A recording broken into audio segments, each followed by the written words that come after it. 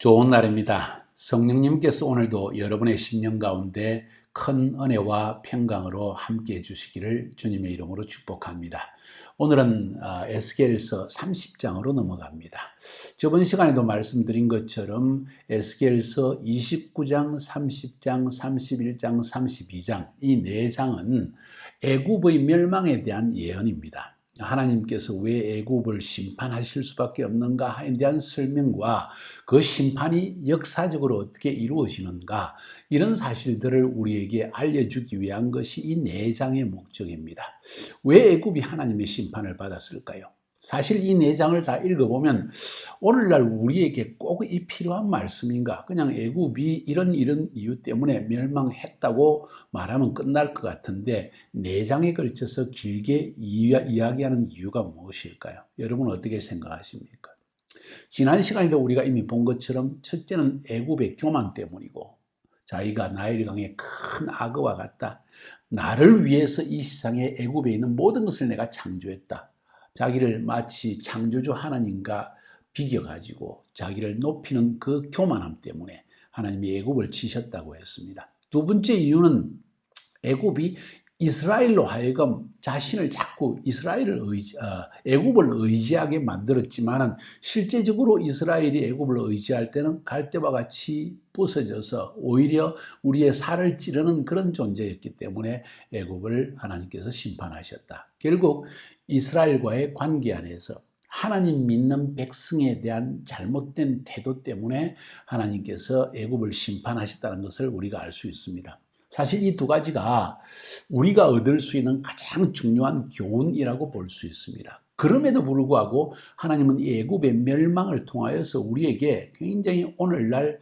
좀 더 심층적이고 좀 더 근본적이고 좀 더 의식적인 교훈을 우리에게 던지기를 원한다고 저는 생각합니다. 오늘 30장의 말씀을 저는 제목을 이렇게 정했습니다. 하나님의 경륜을 알라. 하나님은 누구의 팔을 들어주시는가? 이 사람의 팔을 들어주시는가? 저 사람의 팔을 들어주시는가? 하나님은 이 민족의 팔을 들어주시는가? 저 민족의 팔을 들어주시는가? 하나님이 지금 왜 이 나라의 편을 들어주시는가? 왜 이 나라를 멸망시키시는가? 여기에 대한 답을 어느 정도 얻을 수 있기 때문에 굉장히 중요한 본문이 오늘 30장입니다. 자, 30장에서는 애굽의 멸망을 구체적으로 이야기하고 애굽뿐만 아니라 애굽 주변에 있던 동맹국들도 하나님이 심판하신다. 그런데 그들을 심판하는 도구로 바벨론 느부갓네살 왕을 사용했다 하는 사실을 말하고 있는 것이 30장의 전체입니다. 애굽과 그 동맹국을 바벨론이 와서 쳐서 부셨다. 그리고 멸망하게 했다. 그러면 끝나는 것 같습니다. 그럼에도 불구하고 오늘 본문을 통해서 우리에게 주시는 하나님의 경륜은 왜 하나님이 바벨론의 편을 들었고 왜 하나님이 애굽을 치시게 하셨는가? 왜 애굽은 심판을 받게 했는가? 여기에 대한 하나님의 경륜을 우리가 아는 것이 굉장히 중요하다는 것입니다. 우리의 삶에 있어서도 어느 때 볼 때 인간적으로 보면 왜 하나님이 저 사람 편을 들어주시지? 왜 하나님이 이 사람을 치시지? 왜 이렇게 되었지? 그 배후에 있는 하나님께서 그렇게 하시는 이유를 모를 때가 많이 있다는 것입니다. 오늘 본문은 그것에 대한 답을 얻을 수 있고 또 무엇보다도 이런 한 나라의 흥망성쇠가 하나님의 경륜 안에 있다는 사실을 인식하기 위해서 오늘 본문은 우리에게 중요합니다. 다시 말해서 애굽의 멸망 이유가 있다. 하나님께서 뒤에서 이 일을 정하셨다. 정하신 이유는 이런 것이다. 바벨론을 통해서 멸망하게 하신다. 그럼 바벨론은 정말 하나님을 잘 믿는 나라였는가? 그것은 아니다. 그러면 왜 바벨론이 애굽을 침공하는 것을 하나님이 허락하셨는가? 여기서 하나님이 하신 일은 무엇인가? 이런 것들을 생각해 볼 수 있는 중요한 장이 바로 30장이라는 것입니다. 하나님은 왜 우리 민족의 편을 들지 아니하시고 저 못된 민족을 편을 드시는가? 하나님은 왜 불의한 것 같은 저 민족을 사용하시는가? 이런 것들에 대한 질문이 나올 수 있지 않습니까? 우리가 잘 아는 대로 바벨론이라는 나라는 그 나라 자체가 하나님 앞에 발라서 또 바벨론이 하나님을 잘 믿기 때문에 바벨론의 편을 들어주신 건 아니라는 걸 알 수 있습니다. 단지 그 시대 안에서 죄악을 심판하는 막대기와 같이 심판의 도구로 하나님이 바벨론을 사용했다는 걸 알 수가 있습니다. 그래서 나중에 물론 에스겔서에는 바로 그 말이 나오지 않지만은 예레미야서라든가 이사야서를 보면 이 바벨론이 하나님의 심판의 역할만 하고 끝났어야 되는데 그 심판을 넘어서서 지나칠 정도로 하나님이 하라고 하는 심판의 도를 넘어서서 자기의 모든 분노를 쏟아넣고 더 포악하게 했기 때문에 바벨론도 망하고 만다 하는 내용이 이사야서와 예레미야서는 나오고 있습니다. 에스겔서는 그 이야기는 하지 않습니다. 자, 오늘 본문으로 들어가 봅시다. 이 본문은 두 단락으로 구분해 볼 수 있을 것 같습니다. 1절부터 19절까지에서는 여호와의 날이 임한다. 어떤 여호와의 날인가? 대개 우리가 생각할 때 여호와의 날이다, 하나님의 날이다. 이 말은 기쁨의 날이요, 구원의 날이요, 축복의 날로만 알고 있는데 여기에 사용하고 있는 하나님의 날은 심판의 날이다.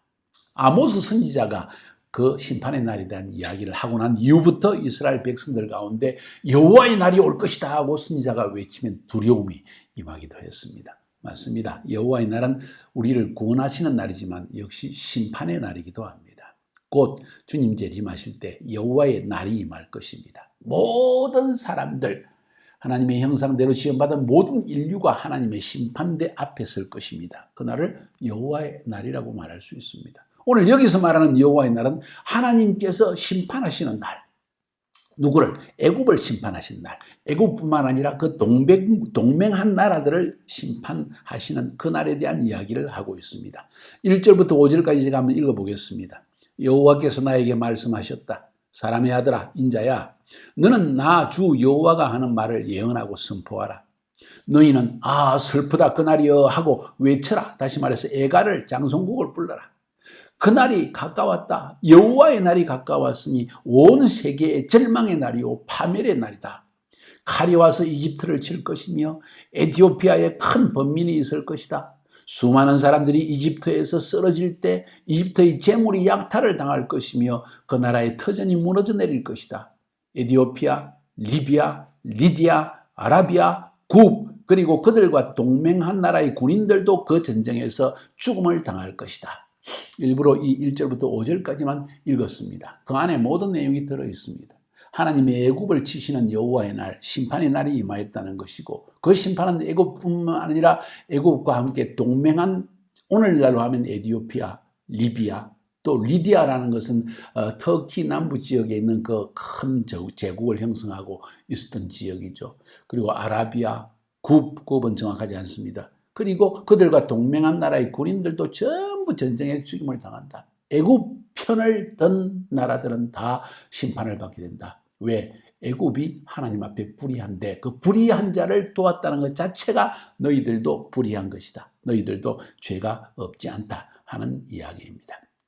여기서 알 수 있는 것은 우리가 하나님의 경고를 경솔히 받아서는 안 될 것입니다. 악한 자와 동행하면 그 악한 자와 동행한 자도 역시 악한 자와 똑같이 취급을 받게 된다는 것을 우리가 또 배울 수가 있습니다. 자, 10절부터 12절 그 다음에 넘어가 보면 그 심판이 어떻게 이루어지는가, 애굽의 멸망이 역사적으로 어떻게 이루어질 것인가 하는 것을 이 에스겔은 우리에게 분명히 말해주고 있습니다. 오늘 사실 20절에 보면 우리가 포로되어 온 지 11년째가 되는 해고 7월에 여호와께서 내게 말씀하셨다. 그러니까 느부갓네살 왕이 지금 예루살렘을 애워싸고 있을 때 애굽이 지금 예루살렘을 돕기 위해서 군대를 끌고 나온다는 소문을 들었을 그때 이야기입니다. 이 말이 왜 중요한가? 왜 20절이 굉장히 중요한가 하는 걸 좀 이따가 제가 말씀을 드리겠습니다. 자, 아무튼 10절부터 12절까지에서는 느부갓네살 왕이 11절에 보니까 강포한 군대를 데리고 하나님의 심판이 잔혹하게 임한다는 거죠. 12절에 모든 강을 말리신다. 이집트의 축복의 근원은 나일강입니다. 그 강과 그 강의 하류, 상류, 지류들을 전부 하나님께서 뿌리채 뽑아내신다. 다시 말해서 경제를 완전히 무너지게 하신다는 이야기입니다. 애굽의 보물과 같은 나일강이 마르고 나면 끝이 되는 것입니다. 하나님은 뭐라고 심판하실 때 우리가 영원히 기억에 남을 정도로 아주 깊이 충격을 받을 정도로 이런 그 심판을 우리에게 주시는 것입니다. 왜냐하면 그걸 통해서 하나님이 하셨다는 것을 우리가 잊어버리지 않게 하기 위해서. 그래서 애굽 도시들이 파괴되는 이야기를 들려주고 있습니다. 13절에 놉, 14절에 바드로스, 그리고 14절에 소안과 노, 15절에 신, 17절에 아웬, 17절에 또 비베셋, 그리고 18절에 다합, 느헤스, 이 많은 나라들을 지금 기록하고 있습니다. 이게 순서적으로 남북으로 동서로 이렇게 기록된 게 아닙니다. 뒤죽박죽으로 적었습니다. 에스겔이 말하고 싶었던 것은 이런 혼란이 있게 된다는 거야. 앞뒤 순서 없이 그냥 치고 받고 있는 곳마다 모든 중요 도시마다 정치, 경제, 문화의 중심지가 되는 모든 애굽의 도시가 모두 패망하게 되어진다. 하나님께서 심판을 행하실 때 그 심판의 가장 출발점은 어딘지 아십니까? 도시들입니다. 그리고 대도시들입니다. 오늘날 말하자면 뉴욕, 워싱턴, 로스앤젤레스, 서울, 도쿄, 베이징, 말할 수 없이 전 세계 런던, 파리스 이런 지역, 이런 그 대도시를 먼저 심판하신다. 이유는 뭘까요? 그래야만 하나님이 하신 줄 알 수 있으니까. 또 이런 대도시에서 항상 세속주의가 가장 크게 창궐하고 있기 때문에. 그래서 하나님은 이런 도시들을 파괴하신다는 이야기. 이렇게 해서 1절부터 19절까지 해서 여호와의 날이 애굽에 심판의 날이 임하는데 바벨론 느부갓네살 왕에 의해서 임하게 된다. 그랬을 때 애굽의 동맹국들도 파괴당하고 그 도시들도 애굽 안에 있는 모든 중요 도시들, 정치, 경제, 문화, 예술의 모든 도시가 완전히 파멸되고 만다 하는 이야기를 들려주고 있는 것이 13절부터 1절부터 19절까지입니다. 두 번째 단락으로 넘어가면 20절부터 26절까지 해서 조금 전에 말씀드린 것처럼 포로되어 온 지 11년째 7월에 되는 해 1월이겠죠. 7일에 여호와께서 나에게 말씀하셨다 하는 이야기가 오늘 이게 나오고 있습니다. 자, 왜 날짜를 포로된 지 11년째 혹은 시드기야 왕의 11년 해, 이것은 바로 느부갓네살이 예루살렘 성을 에워싸고 함락하기 직전에 있을 때 하나님이 에스겔에게 말을 하셨다는 겁니다. 왜 그 말을 했을까요? 어제도 언급한 줄로 합니다.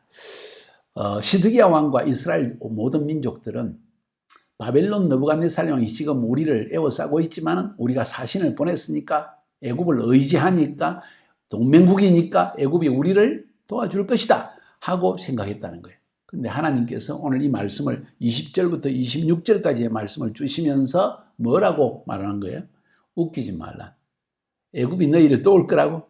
내가 누구 팔을 들어주리라고 생각하는가? 한번 생각해 봐. 나는 바벨론의 팔을 들어주지 애굽의 팔을 들어주지 않는다. 오히려 애굽의 팔을 쳐가지고 칼을 들지도 못하게 만들어버리겠다 하는 것이 20절부터 26절까지의 말씀입니다. 그러면서 자세히 보면 21절에서 애굽 왕의 한쪽 팔을 하나님이 꺾었다고 했습니다. 그리고 22절 보니까 다른 팔도 꺾어버리겠다. 두 팔을 다 꺾어버린다. 뭔 말일까요? 한번 애굽하고 바벨론하고 전쟁을 했다는 겁니다. 역사적으로 보면 주전 605년에 갈그미스라고 하는 곳에서, 갈그미스, 지금으로 하면 터키와 시리아의 국경이 되는 지역에 있는 갈그미스라는 지역에서 지금 애굽과 바벨론이 붙었는데 애굽이 박살이 나버렸습니다. 한쪽 팔이 꺾였다는 거예요. 하나님이 꺾으신 겁니다. 그 다음 두 번째 팔도 또 꺾어버리겠다. 이거는 무슨 말입니까? 바로 지금입니다. BC 587년 애굽이 바벨론을 예루살렘을 돕기 위해서 바벨론 군대와 싸우기 위해서 출정을 한다는 소식을 듣자마자 바벨론 왕 느부갓네살이 예루살렘을 싸고 있던 그 군대를 데리고 잠깐 몇몇 군대만 놔두고 주력 군대를 데리고 애굽을 향해 남쪽으로 내려갑니다. 가서는 애굽을 완전히 박살을 내고 돌아옵니다. 그 이야기를 지금 하고 있는 거예요. 네 오른팔도 왼팔도 양쪽 팔 다 못 쓰도록 내가 잘라버리겠다. 그러면서 24절 25절에서 특별히 25절에서 하나님께서 하신 말씀이 내가 바벨론의 팔을 들어주고 애굽의 팔을 꺾어버리겠다 하고 말씀하시는 겁니다. 역사의 주관자이신 하나님입니다. 어느 민족을 하나님께서 높이시고 혹은 사용하시고 어느 민족을 하나님께서 멸하시고 심판하시는 이야기를 지금 들려주고 있습니다. 이 말을 들을 때 여러분이 뭔 생각이 들어옵니까? 역사의 주관자는 하나님이시다. 그래서 모든 민족들은 하나님을 알아야 되고 하나님의 경륜을 알아야 됩니다. 모든 나라의 주관자들, 왕과 대통령들은 하나님의 경륜을 알아야 됩니다. 역사의 흐름 속에서 하나님께서 하시는 일이 뭔지를 알려고 하는 마음이 있어야 됩니다. 그게 하나님을 경외하는 마음입니다. 비록 하나님의 택함을 받지 못한 이방인들조차도 하나님이 천지를 창조하시고 세상을 다스리시고 통치하신다는 그것을 알고 하나님의 경륜을 알려고 하는 마음이 있으면은 하나님은 이 사람에게 하나님의 뜻을 보여주십니다. 그리고 그 하나님의 경륜을 따라서 순복하는 마음으로 나아가면 하나님께서 그 민족을 사용해 주시고 축복해 주시는 것입니다. 이거 굉장히 중요한 부분입니다. 여러분의 인생 가운데에서 하나님이 지금 나를 어떤 일을 위해 사용하기 원하시는가? 내 가정을 무엇을 위해 쓰기 원하시는가? 우리 민족을 하나님이 무엇을 위해 사용하기 원하시는가 하는 것을 정확하게 인식하고 있으면 그것이 바로 여러분의 삶의 승리의 길이요 축복의 길이라는 것을 아시기 바랍니다. 적어도 하나님의 심판은 피할 수가 있다는 것입니다. 결론을 말씀드립니다. 왜 하나님께서 바벨론의 팔을 들어주시고 애굽의 팔을 치셨습니까? 애굽의 죄악 때문입니다. 그래서 애굽을 심판할 하나님의 카이로스 타임이 왔기 때문입니다. 그럼 바벨론은 죄가 없습니까? 그 말이 아닙니다. 지금 잠깐 하나님께서 바벨론을 심판의 막대기로 몽둥이로 사용한 것밖에 없습니다. 하나님은 우리를 치시는 분이다. 때리시는 분이다. 징계하시는 분이라고 성경은 우리에게 말하고 있습니다. 그 징계하는 도구로 막대기로 바벨론을 사용한 것뿐이 아닙니다. 나중에 예레미야서나 이사야서를 보면 하나님께서 이 바벨론도 또 심판하신 걸 볼 수 있습니다. 왜냐하면 하나님이 정하신 만큼만 심판하라 그랬는데 더 심하게 했기 때문에 바벨론을 치신다는 거예요. 자, 중요한 것은 하나님은 애굽을 심판할 하나님의 시간에 바벨론을 사용하셨다는 것입니다. 심판의 때는 애굽을 위한 것이고 심판의 도구로 쓰임받는 것은 바벨론이라는 나라였습니다. 하나님의 경륜입니다. 오늘날 하나님은 한국을 어떻게 사용하실지, 미국을 어떻게 사용하실지, 중국을 어떻게 사용하실지, 일본을 어떻게 사용하실지, 러시아를 어떻게 사용하실지 지혜를 얻어야 됩니다. 성경 안에서 우리 민족, 한국 민족을 어떻게 사용하실지에 대한 정확한 인식을 가지는 것 중요합니다. 아멘입니까? 그래서 결론적으로 왜 하나님께서 바벨론의 팔을 들어주시고 애굽의 팔을 치셨는가? 한번 깊이 생각해 보고 그것이 여러분의 교훈이 되기를 바랍니다. 하나님은 누구의 팔을 들어주시는가? 지금은 하나님이 누구의 팔을 들어줄 시즌인가 하는 것을 알아야 됩니다. 여러분은 심판의 도구로 쓰임받기 원하십니까? 혹은 축복의 도구로 쓰임받기 원하십니까? 우리 민족을 향한 하나님의 경륜은 지금은 심판의 때입니까? 멸망의 때입니까? 징계의 때입니까? 아니면 축복하시고 높이실 때입니까? 한번 기도해 봅시다. 자, 그리고 여러분의 인생은 어떻게 쓰임받기를 원하십니까?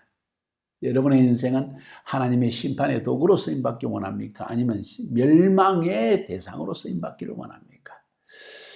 자, 한번 잘 생각해 보시고 시대의 경륜을 잘 생각해 보는, 그리고 나를 향한 하나님의 시간표, 하나님의 경륜도 여러분이 좀 깨달아 알기를 바랍니다.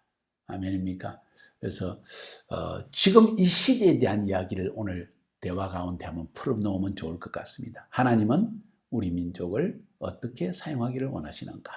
지금은 우리 민족을 향한 하나님의 때가 어느 때인가 하는 것을 나누어 본다면 굉장히 큰 지혜를 얻을 수 있을 것입니다. 성령님께서 그 지혜를 여러분에게 주시기를 주님의 이름으로 축복합니다.